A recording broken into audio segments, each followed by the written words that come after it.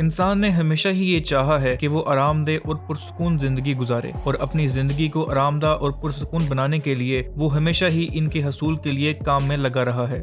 ہماری زمین 7 بر اعظموں پر مشتمل ہے۔ ہم جس بر اعظم کی بات کرنے جا رہے ہیں وہاں زندگی کا تصور بہت مشکل ہے۔ پھر کیا وہ چیز ہے جو انسان کو اس خطے میں بھی لے گئی ہے؟ انٹارکٹیکا دنیا کا 5واں بڑا سرد ترین اور بڑے سے برفانی صحرا پر مشتمل بر اعظم ہے۔ انسان کی نیچر ایسی ہے کہ وہ ہمیشہ ہی کسی نہ کسی چیز کی تلاش میں رہا ہے۔ انٹارکٹیکا میں کون سی چیز انسان کو کھینچ کر لے گئی؟ سوال یہ بھی ہے کہ انسان وہاں کیسے پہنچا، کس چیز کی کھوج لگاتا ہے، اور وہاں پر اسے کن مسائل کا سامنا کرنا پڑتا ہے۔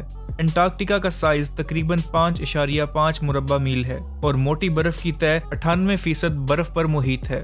انٹارکٹیکا اتنا بڑا ہے کہ پورے کا پورا بھارت اور امریکہ ایک ساتھ بھی اس میں سما جائیں تو اس کا سائز بڑا ہے۔ یہاں ہر طرف برف کی موٹی تہ ہے۔ برف اتنی گہری ہے کہ 5 کلومیٹر گہرائی تک برف ہی برف ہے۔ ہر سال 2 انچ کا اس برف کی تہ میں اضافہ ہو رہا ہے۔ دیکھنے میں تو یہ کوئی خاص اضافہ نہیں ہے، پر 2 انچ کر کے کروڑوں سالوں سے برف کی یہ تہ بڑھتی ہی جا رہی ہے۔ سوچنے کی بات یہ ہے کہ برف کے اس صحرا میں انسان کی زندگی کیسے ممکن ہو سکتی ہے۔ یہاں پر زندگی کے ناپید ہونے کی وجہ صرف برف ہی نہیں بلکہ انٹارکٹیکا میں ہیومیڈیٹی نہ ہونے کے برابر ہے۔ عام طور پر ہمارے ہاں آب و ہوا میں 40 سے 80% تک واٹر وائپرز ہوتے ہیں جو انسان کی صحت کے ساتھ ساتھ ایکو سسٹم کے لیے بھی فائدہ مند ہوتے ہیں۔ لیکن اگر بات کی جائے انٹارکٹیکا کی تو یہاں ہیومیڈیٹی 0.03% ہی ہے۔ یہی وجہ ہے کہ یہاں پر سکن ڈیزیزز اور ڈی ہائیڈریشن جیسے مسائل کا سامنا کرنا پڑتا ہے۔ انہی وجوہات کی بنا پر کہا جاتا ہے انٹارکٹیکا انسان تو کیا کسی بھی جاندار کے رہنے کے لیے ٹھیک نہیں ہے۔ ان سب مسائل کو مد نظر رکھتے ہوئے بات کریں گے کہ انسان وہاں کیا کرنے جاتے ہیں۔ اس کی صرف ایک ہی وجہ ہے اور وہ ہے ریسرچ۔ جس طرح اسپیس میں انسان رہ نہیں سکتا مگر وہ ریسرچ کے لیے اسپیس میں جاتا ہے، اسی طرح انٹارکٹیکا میں بھی سائنسدانوں کو ریسرچ کے لیے جانا پڑتا ہے۔ انٹارکٹیکا میں سائنسدانوں کو بھیجنے کا صرف ایک ہی ذریعہ ہے اور وہ ہے ہوائی جہاز۔ لیکن کیا انٹارکٹیکا میں کوئی ہوائی اڈا یا کوئی رن وے موجود ہے؟ اس کا جواب ہے نہیں۔ اب سوچنے کی بات یہ ہے کہ ہوائی جہاز کی لینڈنگ کیسے کروائی جاتی ہے۔ انٹارکٹیکا میں جہاز کی لینڈنگ کروانے کے لیے اسپیشل قسم کا رن وے تیار کیا جاتا ہے اور یہ رن وے بھی برف سے تیار کیا جاتا ہے۔ یہی نہیں بلکہ جہاز کی لینڈنگ کروانے والا عملہ نہایت تجربہ کار ہوتا ہے۔ پائلٹ کی اسپیشل ٹریننگ کی جاتی ہے کیونکہ یہ کوئی عام رن وے نہیں ہوتا بلکہ یہ بہت سلپری ہوتا ہے، اور ہوائی جہاز کو بعض اوقات لینڈنگ گیئر کی جگہ خاص قسم کے اسکی لینڈنگ گیئر کا استعمال کیا جاتا ہے کیونکہ کارگو جہاز کا وزن زیادہ ہونے کی وجہ سے یہاں لینڈنگ آسان کام نہیں۔ اگر ہوائی جہاز کے لینڈنگ گیئر میں ٹائر لگے ہوں گے تو جہاز کے برف میں دھنس جانے کا خطرہ رہے گا۔ انٹارکٹیکا ایک فری کانٹیننٹ ہے اور کوئی بھی ملک اس کو اون نہیں کرتا۔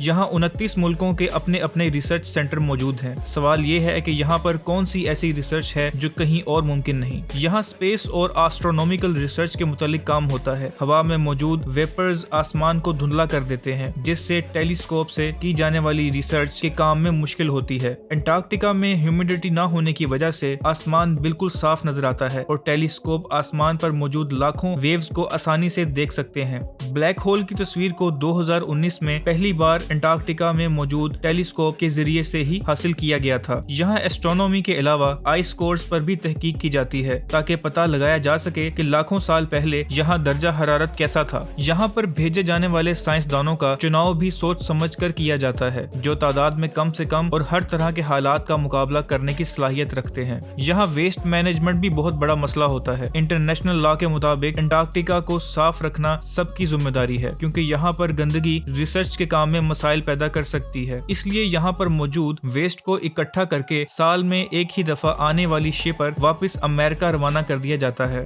ونٹر میں یہاں صرف 45 ریسرچرز کو بھیجا جاتا ہے کیونکہ یہ سال کا مشکل ترین وقت ہوتا ہے اور باہر کی دنیا کسی مصیبت میں ان کی کوئی مدد نہیں کر سکتی، اور اس ٹائم پیریڈ میں یہاں 6 ماہ تک صرف رات ہی ہوتی ہے، اور اگر بات کی جائے کمیونیکیشن کی تو وہ نہ ہونے کے برابر ہوتی ہے۔ ان سب حالات میں رہنا اور کام کرنا اس ٹیم کے لیے سب سے بڑا چیلنج ہوتا ہے۔